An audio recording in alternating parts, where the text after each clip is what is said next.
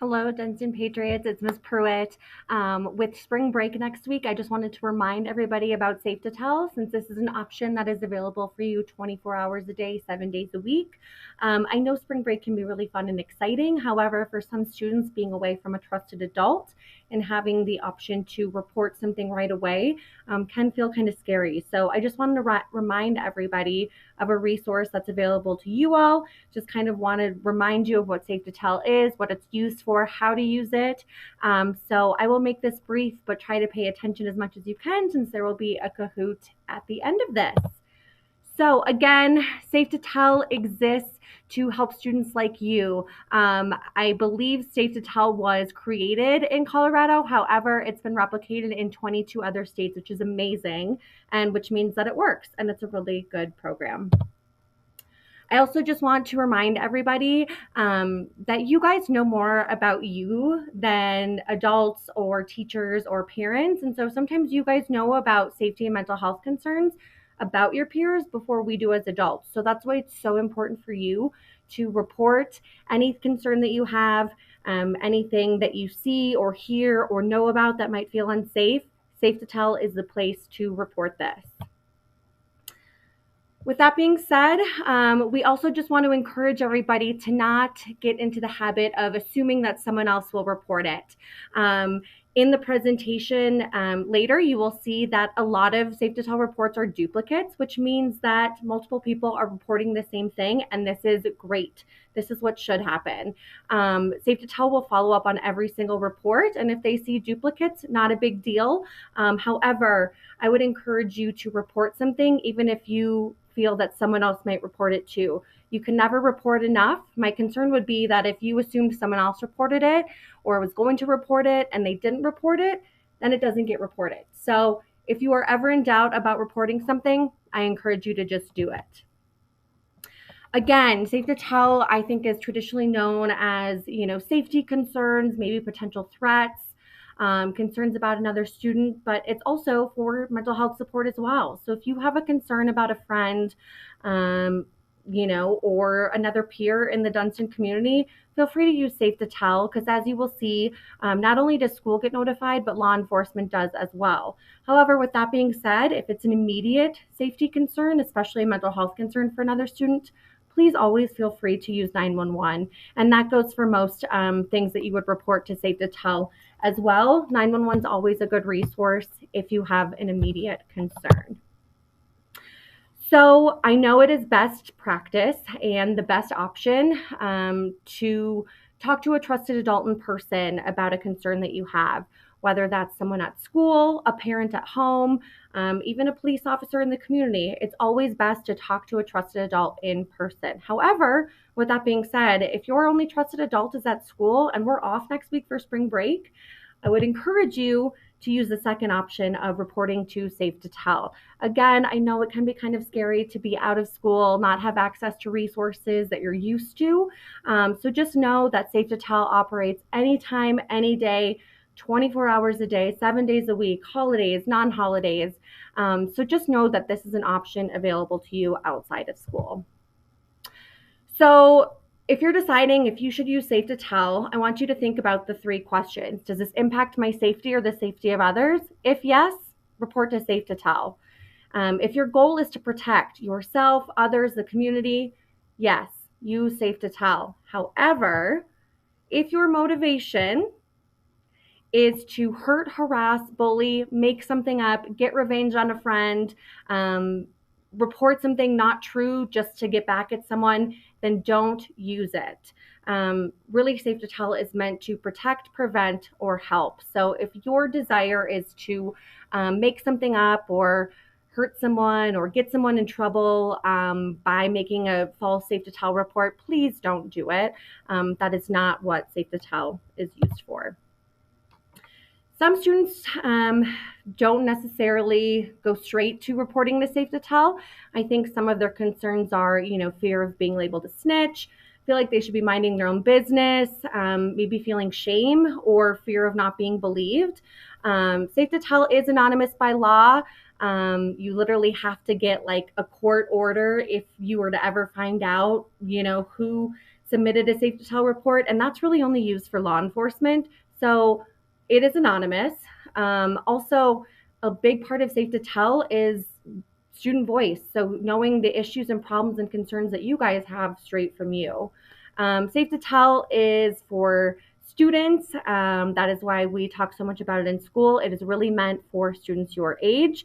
And again, 100% of reports are followed up on. So if you have a fear of not being believed, regardless, a law enforcement officer or the school will follow up on every single report that is submitted. I also just want to remind everybody that even though Safe-to-Tell is anonymous, it can be used for mental health concerns. I just want to kind of tease out some of the situations where Safe-to-Tell might not be appropriate. So if your friend is having trouble breathing, that sounds like an immediate medical emergency, you should dial 911. If you have a screenshot from Snapchat about a threat at school tomorrow, you could call 911, but this is also an appropriate situation to use Safe-to-Tell.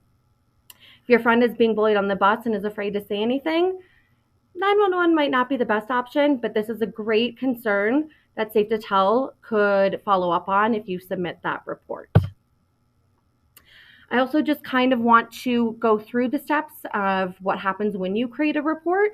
So if you have a concern and decide to report the concern, you can send a report online at safe2tell.org.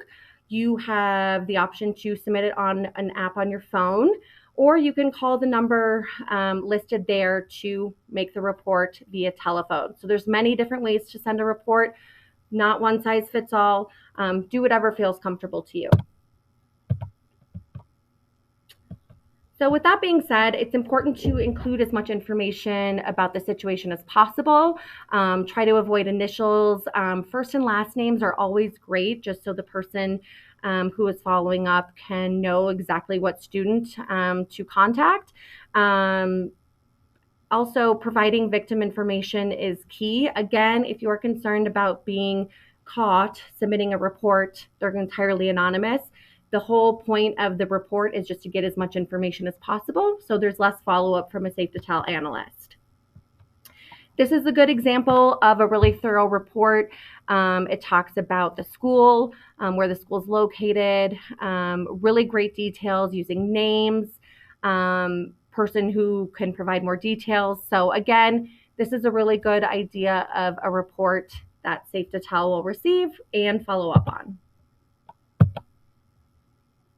You will agree to a terms of use. Again, this is just saying that the form is anonymous and you're agreeing to the conditions provided. So once you submit your report, Safe-to-Tell receives your report. You aren't just finished once you submit it. You should stick around because the Safe-to-Tell analyst will usually follow up and have questions. These are, as you can see, people in the picture who are actually receiving reports. So you're not just submitting it to like a bank of reports that someone will go through it a little bit. Someone's actually receiving it, and then we'll reach out to you if they have additional questions. So it's important to hang on once you submit the report. If you need to add or edit a report, this would be the time to do it. Again, you can log in afterwards with your tip ID and password. But again, the best thing to do is just stick around after you make the report to talk to the Safe-to-Tell analyst. This is kind of what a chat dialogue looks like between an analyst. They just, ask for more information. As you can see, this is a report made on the computer, and a chat dialogue will pop up. So if you're not comfortable talking to someone on the phone, reporting a concern online is one of the best ways to do it.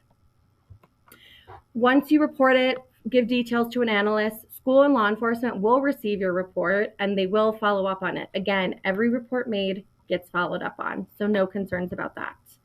And then finally, the report closes out. So due to the program being anonymous and reporting being anonymous, you might not know the outcome as a reporter. However, school and law enforcement always must record what the outcome is. So that just says that every report, again, is followed up on. I can't stress that enough. Again, We know it's important to be anonymous. We know that there is a culture of like snitching, and Safe-to-Tell really aims to prevent that from happening and being a reason why someone doesn't report. So we know that sometimes reports get made out of bullying or not great intentions, but Safe-to-Tell and us as community staff members trust students to make the right choices when making a report. So again, be a good friend, speak up. If you have a concern, please say something, especially during spring break when a lot of your trusted adults might not be available. Again, please do not use this tool to get your friends into trouble. The whole point of Safe-to-Tell is to get your friends out of trouble. So concerns that might impact their safety, your safety, the community safety, those are good reasons to report. Finally, just trust your gut, report what you feel you have concerns about. Again, change starts with you. If we believe that reporting is something that is, very natural when we hear a concern, and we create this culture of reporting to keep each other safe as opposed to snitching on each other, you guys are the biggest parts of that. And I hope that we can change a culture into feeling more comfortable reporting. And again, talking to the trusted adult, whether at school, home, in the community, is number one. But we know that with spring break next week, some people might not have that option, and Safe-to-Tell is a great one for you to use. So thank you so much for listening to my presentation. I hope everyone has a great spring break that is safe, fun, rejuvenating, relaxing, whatever it is that you need. And we will see you when you get back.